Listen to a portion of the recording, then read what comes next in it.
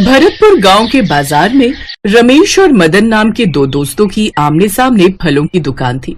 रमेश बहुत ही ईमानदार स्वभाव का था। वो हमेशा शहर की मंडी से ताजा फल खरीद कर लाता और दुकान पर बेचता। वहीं मदन बहुत ही बेईमान स्वभाव का था। वो फलों पर ऐसा केमिकल छिड़कता था जिससे उसके फल हमेशा तरोताजा दिखाई देते थे, मानो अभी बाजार से खरीदे हो। मदन, फल ताजे है ना?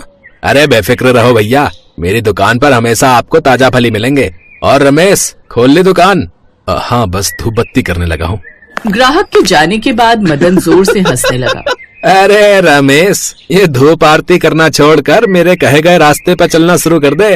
तू मेरा दोस्त है, इसीलिए मैं तुझे सही राय दे रहा हूँ। थोड़ी बेईमानी करना शुरू कर, नहीं तो पूजा आरती में रहकर सारा दिन मक्खियां ही मारता रहेगा। मदन, मुझे ईमानदारी की रोटी खाना अच्छा लगता है। मैं तुम्हारी तरह बेईमानी से पैसे नहीं कमा सकता। मुझे ऊपर जाकर कान्हा जी को जवाब देना है। रमेश मदन की बातों पर ध्यान नहीं देता था। भले ही वो कम कमाता था, पर ईमानदारी की रोटी खाता था। मदन जानबूझकर फल सस्ते दामों पर बेचता था, क्योंकि उसे पता था कि उसके फल बासी और पुराने हैं। उसे तो बस फलों को बेचने से मतलब था, चाहे वो बासी ही क्यों ना। अब लोग जब सस्ता फल देखते थे तो रमेश के ताजे फल छोड़कर मदन से ही फल खरीद लेते थे। त्योहार शुरू हो गए थे, इसी वजह से मदन ने और भी ज्यादा बेईमानी शुरू कर दी। वो फलों को सस्ते से सस्ते दामों पर बेचने लगा। इस वजह से रमेश की कमाई ना के बराबर हो गई। उसका नुकसान होने लगा, क्योंकि आमने सामने दुकान थी। लोग रमेश के ताजे फल छोड़कर मदन के सस्ते फलों पर टूट पड़े। मदन बहुत खुश था कि उसकी बहुत बढ़िया कमाई हो रही है। पर कहते हैं ना कि हमारी हर खबर भगवान रखते हैं। उनको सब पता है कि कौन सही है और कौन गलत। भगवान कृष्ण सब कुछ देख रहे थे। नारद मुनि भी भगवान कृष्ण के पास ही बैठे थे। नारायण नारायण। प्रभु, आपका भक्त रमेश हमेशा आपकी पूजा करता है और ईमानदारी से व्यापार करता है, पर मदन उसका मजाक उड़ाने और उसे नीचा दिखाने के लिए कोई कसर नहीं छोड़ता। मुझे लगता है प्रभु, आपको मदन को सही राह पर लाने के लिए पृथ्वी लोक पर जाना चाहिए। आप एक व्यापारी बनकर वहां जाएं और मदन को उसकी गलती का एहसास कराएं। ठीक है देवर्षि, मैं स्वयं व्यापारी बनकर धरती पर जाऊंगा और मदन को सही राह पर लाऊंगा। भगवान कृष्ण ने एक धनी व्यापारी का रूप धारण किया और सीधे मदन की दुकान पर पहुंचे। मदन सुबह सुबह एक बड़े व्यापारी को देखकर खुश हो गया। आइए आइए सेठ जी, कहिए कौन से फल देने हैं, बताइए। फल तो सभी प्रकार के लेने हैं मुझे। अब व्यापार करने निकला हूँ तो थोड़ी परख तो रखूंगा ही। मैं केवल वही फल खरीदूंगा जिनमें कोई केमिकल नहीं हो और जो बिल्कुल ताजे हों। बासी फल नहीं खरीदूंगा। अरे सेठ जी, आप चिंता मत करो, ये फल बिल्कुल ताजे हैं और इनमें कोई केमिकल नहीं है। ठीक है, एक काम करता हूँ। मुझे अभी तुम्हारी बातों पर विश्वास नहीं हो रहा, क्योंकि मुझे बड़ा व्यापार करना है। पहले मैं तुमसे थोड़े फल खरीद लूंगा, उसके पश्चात ही मुझे फल स्वादिष्ट लगे तो मैं तुमसे आगे का व्यापार करूंगा। लाओ, मुझे सभी फल थोड़े थोड़े बांट दो। अच्छा ठीक है सेठ जी, जैसी आपकी मर्जी। पर मुझे पता है आप लौटकर मेरी ही दुकान पर आओगे। पूरा बाजार घूम लो, मेरी दुकान से बढ़िया फल आपको कहीं नहीं मिलने वाले। मदन से फल लेकर व्यापारी बने कृष्ण जी दुकान से उतरे और रमेश की दुकान पर जाने लगे। मदन चौंकते हुए बोला, सेठ जी, वहाँ क्यों जा रहे हैं? वहाँ कुछ नहीं मिलेगा। वो तो बहुत महंगे फल बेचता है। देख नहीं रहे, उसकी दुकान बिल्कुल खाली है, एक भी ग्राहक नहीं है। मुझे दोनों दुकानों से फल खरीदने हैं। मैं तो व्यापारी हूँ, हर दुकान पर जाकर देखूंगा तो जरूर, और जहाँ सही लगेगा वहीं से आगे का व्यापार करूंगा। व्यापारी बने भगवान कृष्ण रमेश की दुकान पर पहुँचे। रमेश उस समय भगवान कृष्ण की धूप आरती कर रहा था। ये देखकर कृष्ण जी मन ही मन बहुत प्रसन्न हुए और बोले, भैया, मुझे फल चाहिए, परंतु वो ताजा और बिना केमिकल के हों। सेठ जी, मेरे फल ताजे हैं, बिना किसी केमिकल के। मैं भगवान कृष्ण की पूजा करता हूँ और उन्हीं का नाम लेकर ताजे फल भी खरीदता हूँ और बेचता भी हूँ। जो भी है आपके सामने है, आप बता दीजिए आपको कौन से फल चाहिए।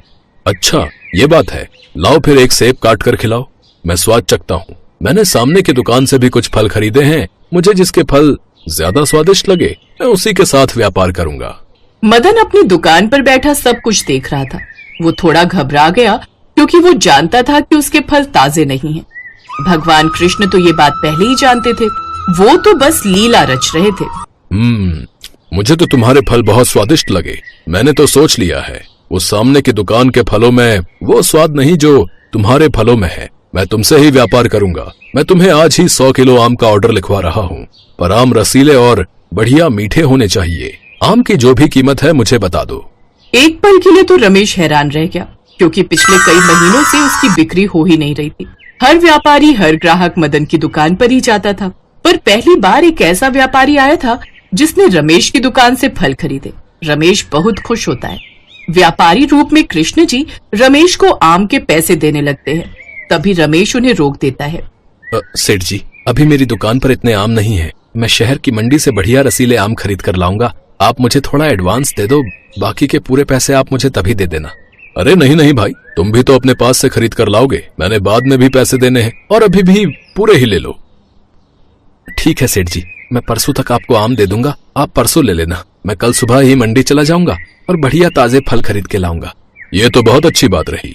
ठीक है, तो फिर मैं परसों आता हूँ। अगर व्यापार अच्छा हुआ तो मैं तुमसे आगे भी फल खरीदता रहूंगा। व्यापारी बने भगवान कृष्ण ने रमेश को बड़ा ऑर्डर दिया। इससे रमेश की खुशी का ठिकाना नहीं था, पर मदन की ईर्ष्या बढ़ गई। वह सोचने लगा कि रमेश की दुकान पर तो एक भी फल कोई खरीदने नहीं आता था। अब रमेश को इतना बड़ा ऑर्डर मिल गया है। इतना बड़ा व्यापारी हाथ से चला गया, मैं ऐसा नहीं होने दूंगा। मैं रमेश का कारोबार नहीं बढ़ने दूंगा। मैं इस व्यापारी को छीन लूंगा। मुझे आज रात ही रमेश की दुकान में घुसकर सारे आम खराब करने होंगे, ताकि उसका नुकसान हो और व्यापारी एडवांस के पैसे भी वापस मांग ले और उससे आगे का व्यापार भी ना करे।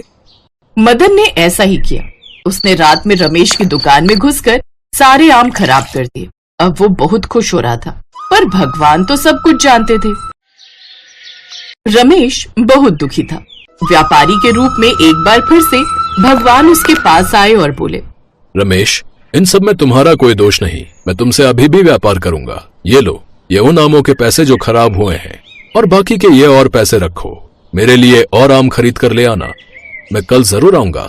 आपका बहुत बहुत धन्यवाद सेठ जी, आप तो मेरे लिए साक्षात भगवान के रूप में आए हो। मैं तो बहुत हिम्मत हार रहा था कि आपको क्या जवाब दूंगा। सेठ जी, इतने समय से मेरी दुकान पर कोई कमाई नहीं हो रही थी, और आपने मेरी सारी परेशानियां दूर कर दी। बहुत बहुत धन्यवाद सेठ जी। भगवान श्री कृष्ण ने रमेश को सारे आमों के पैसे दिए और वहाँ से चले गए। पता नहीं कैसे कैसे मूर्ख व्यापारी आ जाते हैं बाजार में। देखो तो, सारे पैसे पकड़ा कर चला गया। आज रात को फिर से आम खराब कर दूंगा। इसका व्यापार तो मैं चलने ही नहीं दूंगा। अब की बार तो ये मूर्ख व्यापारी भी अपने पैसे वापस मांग लेगा। मदन आधी रात को रमेश की दुकान का ताला तोड़कर सारे आम खराब करने के लिए पहुंचा। व्यापारी रूप में भगवान श्री कृष्ण वहाँ उसका इंतजार कर रहे थे। उन्हें देखकर मदन घबरा गया और वहाँ से भागने लगा। भगवान कृष्ण ने उसे पकड़ लिया। मदन उनसे क्षमा मांगने लगा। मैं जानता था ये सब तुम ही कर रहे हो, इसीलिए मैं तुम्हारा ही इंतजार कर रहा था। कहो तो पुलिस को पकड़वा दूं। बोलो फिर, सारी उम्र जेल में सजा काटना। मैं जानता हूँ कि तुम केमिकल छिड़क कर फल बेचते हो। मैं सारी बात पुलिस को बता दूंगा। तुमने ही रमेश की दुकान तोड़कर सारे आम खराब किए हैं। बोलो तो बता दूं। नहीं नहीं सेठ जी मुझे माफ कर दो। मैं अब कुछ ऐसा नहीं करूंगा। मैं अपनी गलतियों को सुधारूंगा। मैं वादा करता हूँ कि आगे से ईमानदारी से व्यापार करूंगा। सेठ जी मुझे माफ कर दो। ठीक है, अगर मुझे जरा सा भी पता चला कि तुमने फिर से बेईमानी की है या फिर कोई भी धोखाधड़ी से व्यापार किया है, तो मैं तुरंत तुम्हारी खबर कर दूंगा। मैं तुम पर नजर रखूंगा। जाओ, अब यहाँ से चले जाओ और ईमानदारी से काम करो। हाँ, मैं आपसे वादा करता हूँ, अब मैं ऐसी भूल कभी नहीं करूंगा।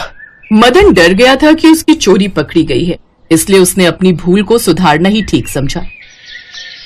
भगवान कृष्ण ने व्यापारी बनकर रमेश की बिक्री को बढ़ाया, साथ ही मदन को भी सबक सिखाया और ईमानदारी पर चलने का सही मार्ग भी दिखाया।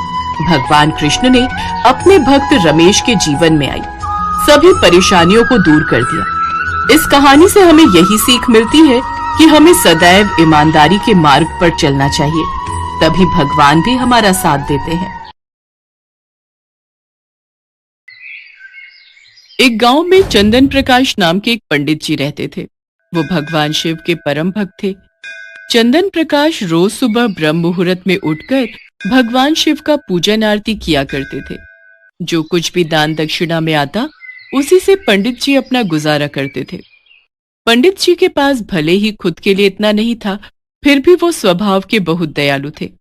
जब भी कोई जरूरतमंद मिल जाता, वो अपनी क्षमता के अनुसार उसकी सेवा जरूर करते थे। ओम नमः शिवाय। ये लो माई, ये कुछ फल और अनाज रखो, ये तुम्हारे काम आएगा। अब तो ठीक है ना? हाँ हाँ पंडित जी, ये तो बहुत है। भगवान आपको हर खुशी दे। पंडित जी के इस दानी स्वभाव से उनकी पत्नी उनसे कभी कभी गुस्सा हो जाती थी।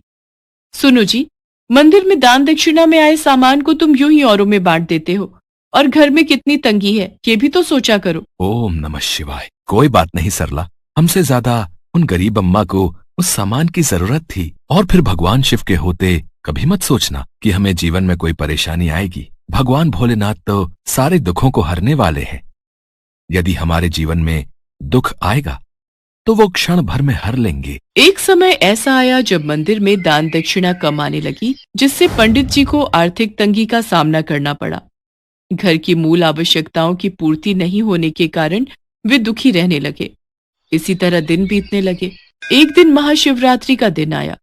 उस दिन भी पंडित जी हमेशा की तरह प्रातः काल उठे और मंदिर की ओर चल पड़े।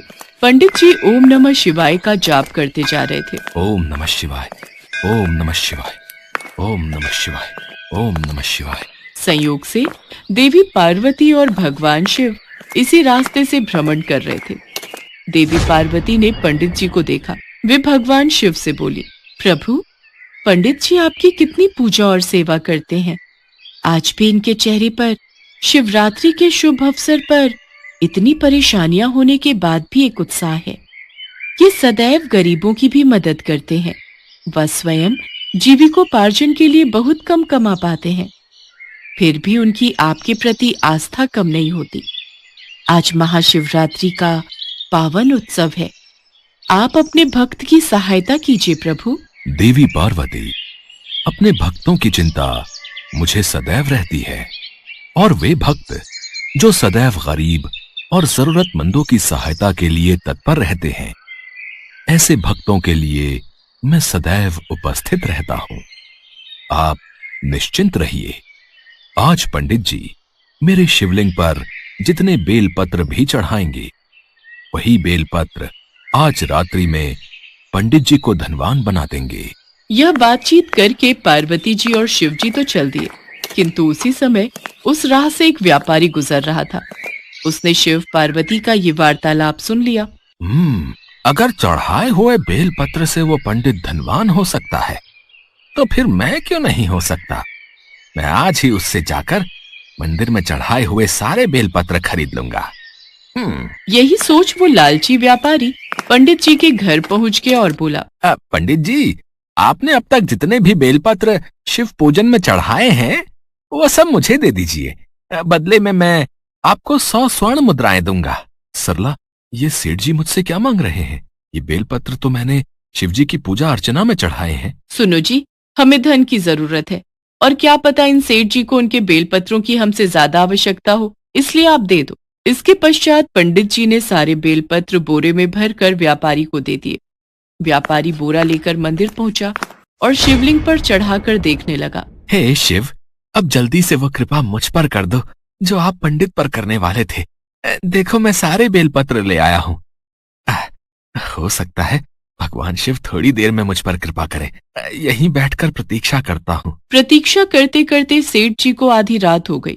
सेठ जी चमत्कार देखने के लिए बहुत उतावले हो रहे थे।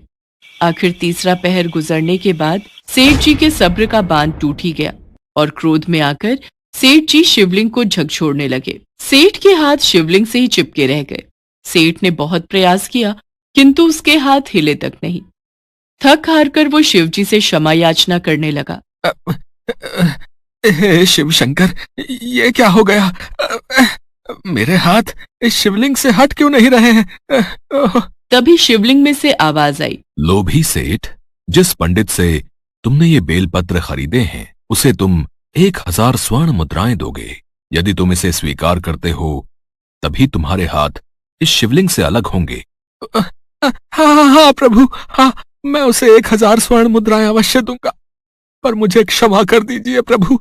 मैं आगे से कभी भी लालच नहीं करूंगा। सदैव निष्काम निस्वार्थ भावना से दूसरों की मदद करूंगा। भगवान भोलेनाथ ने व्यापारी को क्षमा कर दिया और उसके हाथ शिवलिंग से अलग हो गए। उसके पश्चात उस व्यापारी ने पंडित जी को भेंट स्वरूप 1000 स्वर्ण मुद्राएं दी। शिव जी का कथन सत्य हुआ। पंडित जी के जीवन के सारे दुख दूर हो गए। सच है, जो भी प्राणी सच्चे हृदय से भगवान शिव को याद करता है, शिवरात्रि का व्रत रखता है, भगवान शिव उसके जीवन के सारे दुख हर लेते हैं और सदैव उनकी कृपा बनी रहती है।